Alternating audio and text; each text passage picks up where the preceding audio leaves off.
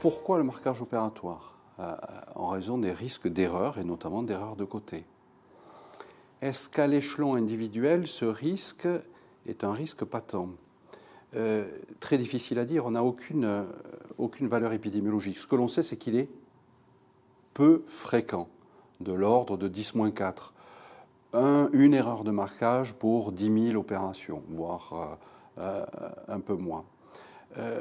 Par contre, on est beaucoup plus précis en tant que gestionnaire d'organismes agréés, responsable de l'analyse des déclarations d'événements porteurs de risques, d'événements indésirables graves dans la base REX. Et là, on s'aperçoit que le poids des déclarations d'événements porteurs de risques, les presque incidents qui arrivent presque à l'erreur de côté, voire des déclarations liées à des véritables erreurs de côté, sont non négligeables dans notre base. Sur plus de 1200 déclarations d'événements porteurs de risques ou d'événements indésirables graves, on a 250 déclarations d'événements porteurs de risques avec un peu plus de 40 erreurs, de véritables erreurs de côté sur une période de 5 ans, ce qui est un risque non négligeable.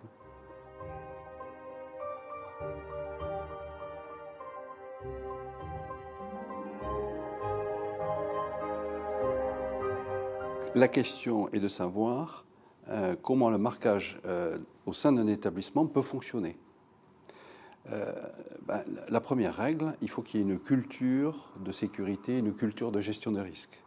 C'est-à-dire qu'il faut que l'ensemble des acteurs de la chaîne de soins, notamment au bloc opératoire, ait cette culture de risque avec mise en place de barrières. La checklist est une barrière et le marquage n'est pas forcément une barrière supplémentaire, mais doit être intégré notamment dans la checklist. Ça, c'est une évidence et une nécessité. Deuxièmement, il faut que le patient participe à cette politique du risque et donc l'information du patient au moment de sa consultation, au moment de son admission, au moment de sa préparation pour aller au bloc opératoire, le patient doit être un acteur, un plein acteur de cette gestion des risques. Le dernier point est une évidence, il faut que cette politique concerne toutes les spécialités.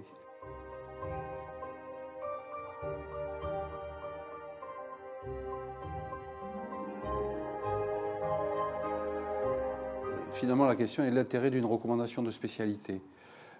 Pour être logique, et comme je l'ai dit, il faut que ça soit une recommandation générale pour l'ensemble de la chirurgie. Rien n'empêche la spécialité de formuler un certain nombre de recommandations sur la mise en œuvre du marquage opératoire selon la spécificité de la spécialité, de la technique opératoire, du type d'hospitalisation conventionnelle ou ambulatoire.